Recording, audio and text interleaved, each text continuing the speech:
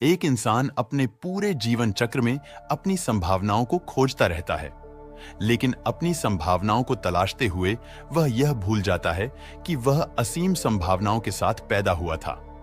अगर आपने कभी ख्याल किया हो तो एक छोटा बच्चा पूरी दुनिया को अपनी मुट्ठी में रखने का जुनून रखता है। उसके मन में किसी भी लक्ष्य को लेकर कोई डर नहीं होता। वह जो चाहता है वह हासिल करने का जज्बा रखता है। लेकिन धीरे धीरे समय के साथ उसका यह जुनून, उसकी यह उमंग, उसका यह उत्साह दम तोड़ने लगता है। और जो बच्चा कुछ भी हासिल कर सकता था, एक समय ऐसा आता है कि कुछ भी मिल जाए उसी से काम चला लेंगे। जिंदगी जीने का समय तो गया, अब तो बस जिंदगी काटनी है। ऐसे ऐसे ख्याल उसके मन को घेरने लगते हैं और मन का यह जाल उसकी असीम संभावनाओं को दीमक की तरह समय के साथ खोखला करता चला जाता है। मन के इस जाल को समझने के लिए मैं आपको एक ऊंट की कहानी सुनाता हूं, इससे पहले कि आप इस कहानी में खो जाएं। इस चैनल को सब्सक्राइब जरूर कर लें। एक समय की बात है, एक व्यापारी के पास 50 ऊंट थे। उन ऊंटों को लेकर वह रेगिस्तान में व्यापार के लिए निकला करता था। कई दिनों बाद रेगिस्तान में लंबा सफर तय करके वह एक सराय में रुकने के लिए पहुंचा। रेगिस्तान में सूरज ढल चुका था। अंधेरा होने के कारण व्यापारी के सामने एक समस्या खड़ी हो गई। सफर के दौरान व्यापारी जहां भी रुकता था, रेगिस्तान की रेतीली जमीन में खूंट गाड़कर उनसे ऊंटों को बांध दिया करता था, ताकि रात में ऊंट इधर उधर भटक ना जाए। 50 ऊंटों को इस तरह रखना कोई आसान काम तो नहीं था। आज समस्या और ज्यादा विकट थी। जब व्यापारी ने 49 ऊंटों की खूंटियां तो उस रेतीली जमीन में गाड़ दी, लेकिन 50वें ऊंट की खूंटी कहीं पर खो गई। अब खतरा यह था कि रात में कहीं यह ऊंट अपने बेड़े से बिछड़कर इस रेगिस्तान में दूर कहीं ना निकल जाए। व्यापारी की भी मजबूरी थी कि वह रात में जाग नहीं सकता था, क्योंकि लंबे सफर के बाद वो काफी थका हुआ था। उसे आराम की जरूरत थी। उस सराय की देखभाल करने वाला एक बुजुर्ग व्यक्ति यह सारा खेल देख रहा था। ऊंट की पीठ सहला हुए उस बुजुर्ग आदमी ने कहा कि ऐ मुसाफिर, अगर तुम अपने ऊंट को रात में अपने बेड़े के साथ रखना चाहते हो तो एक काल्पनिक खूंटी, झूठ मूठ की खूंटी, इस रेतीली जमीन में गाड़ दो, ताकि इस ऊंट को अंधेरे में कुछ भी दिखाई ना दे और यह मान ले कि खूंटी सच में गड़ी हुई है। तो यह ऊंट रात भर उस काल्पनिक खूंटी से बंधा रहेगा और यह अपने बेड़े को छोड़कर कहीं भी रेगिस्तान में भटके नहीं। व्यापारी ने बड़े अचरज से पूछा कि क्या यह सच में संभव है? क्या सचमुच काल्पनिक खूंटी से पूरी रात ऊंट बंधा रहेगा? बुजुर्ग आदमी ने मुस्कुराते हुए कहा कि मैंने तो इंसानों को खूंटों से बंधते हुए देखा है, यह तो फिर भी एक ऊंट है। व्यापारी ने बुजुर्ग आदमी की बात मानकर अपना हथौड़ा निकाला और झूठ मूठ हथौड़ी की आवाज ऐसे करने लगा जैसे वह सचमुच खूंटी गाड़ रहा हो। व्यापारी ने ऐसा भ्रम जाल रचा कि ऊंट को लगा कि मैं सचमुच खूंटी से बंधा हुआ हूं।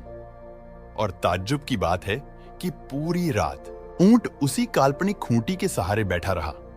सुबह हुई तो व्यापारी ने देखा कि मेरे 50 के 50 ऊंट वहीं पर जैसे के तैसे बैठे हुए हैं। यह देखकर व्यापारी बहुत खुश हो गया। सुबह सुबह आगे चलने की तैयारी करते हुए व्यापारी ने 49 ऊंटों को तो खूंटों से खोल दिया, लेकिन 49वें ऊंट को उस खूंटी से कैसे खोलता जो खूंटी थी ही नहीं। अब समस्या और ज्यादा बड़ी हो गई।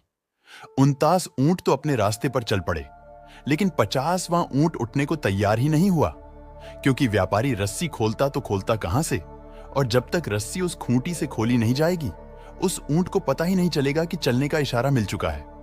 लाख कोशिश की व्यापारी ने उसे हाँकने की, उसे लाठियों से पीटने की भी कोशिश की, लेकिन बावजूद इसके वह ऊंट खड़ा ही नहीं हुआ। उस बुजुर्ग आदमी से जब व्यापारी ने कोई सुझाव मांगा तो उस बुजुर्ग आदमी ने कहा कि जिस तरह तुमने खूंटी गाड़ी थी उसी तरह काल्पनिक तरीके से उस खूंटी को उखाड़ दो।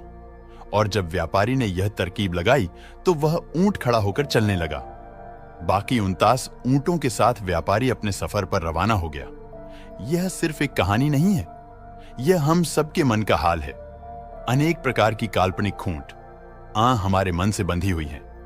जब तक हमारा मन उन खूंटों को उखाड़ नहीं फेंकता, तब तक हम अपनी असीम संभावनाओं को कभी मान नहीं पाएंगे।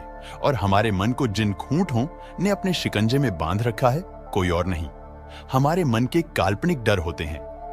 काल्पनिक भय से हमारा मन इतना ग्रसित होता है कि वह खुद पर संदेह करने लगता है। अनेक प्रकार के भय से हमारी कल्पना शक्ति मिटती चली जाती है। मेरी बात को मानो मत, खुद आकलन करो। खुद अपने अंदर उतर कर देखो कि आपके मन में किस प्रकार के भय हैं, किस प्रकार की खुटियां घड़ी हुई हैं और उन खुटिया से आपका जीवन किस प्रकार प्रभावित हो रहा है। अगर आप गहराई से देखेंगे तो आप यह समझेंगे कि आप जो भी निर्णय अपनी जिंदगी में लेते हैं या फिर जो भी लक्ष्य अपने जीवन के लिए चुनते हैं, वह एक सीमित दायरे के अंदर होता है। दायरे से बाहर निकलकर ना तो हमारी सोच जाती है और ना ही हमारी कल्पना शक्ति पहुंच पाती है। कोई बच्चा शारीरिक रूप से दुर्बल है तो समाज उसे यही कहेगा कि बेटा तुम पढ़ाई पर ध्यान दो, क्योंकि शारीरिक रूप से तुम मजबूत नहीं हो तो तुम खेलों में नहीं जा सकते। यह कथन उस बच्चे के मन को कमजोर बना देते हैं। हाँ, दिखने पर वह शारीरिक रूप से दुर्बल हो सकता है, लेकिन आपके बार बार ये बातें कहने से, बार बार उसके कानों में यह बातें पढ़ने से उसके दिमाग में एक ऐसी प्रोग्रामिंग सेट हो जाती है कि वह चाहकर भी अपने शरीर की दुर्बलता को दूर नहीं कर पाता। इसी प्रकार यह भी कहा जाता है कि अपने लक्ष्य का चुनाव बड़ा सोच समझकर करना चाहिए। अब वह सोच समझ कहां से पैदा होगी? वह सोच समझ उसी दिमाग से पैदा होगी जिस दिमाग में खूंट बंधी हुई है, नाना प्रकार के डर, अनेक प्रकार के संदेह और कितनी ही लालसा इस मन में बसी हुई होती हैं। और जब कोई अपने लक्ष्य का निर्धारण करता है तो वह इसी मन से करता है। लेकिन होना यह चाहिए कि पहले अपने मन की खुटियां को समझ लिया जाए और देखने मात्र से मन के यह काल्पनिक डर, मन की यह काल्पनिक खुटिया अपने आप विलीन हो जाती है। अंधेरे को खोजने के लिए एक मूर्ख दिया लेकर निकलता है, लेकिन दिए के प्रकाश में कभी अंधेरे को खोजा जा सकता है। भला क्योंकि दिए के होने मात्र से अंधेरा अपने आप विलीन हो जाता है। इसी प्रकार जब हम अंतर्दृष्टि पैदा करते हैं, अपने मन में उतरक देखते हैं, तो सभी डर काल्पनिक दिखने लगते हैं। कोई भी डर वास्तविक नहीं होता है। वह सिर्फ हमारे दिमाग की एक प्रोग्रामिंग होती है जो सालों साल इस समाज में होती रही है। किसी ने बोला आप सुंदर हैं तो आप अहंकार में आ गए। किसी ने बोला आप बदसूरत हैं, आप सुंदर नहीं हैं तो आप घृणा से भर गए।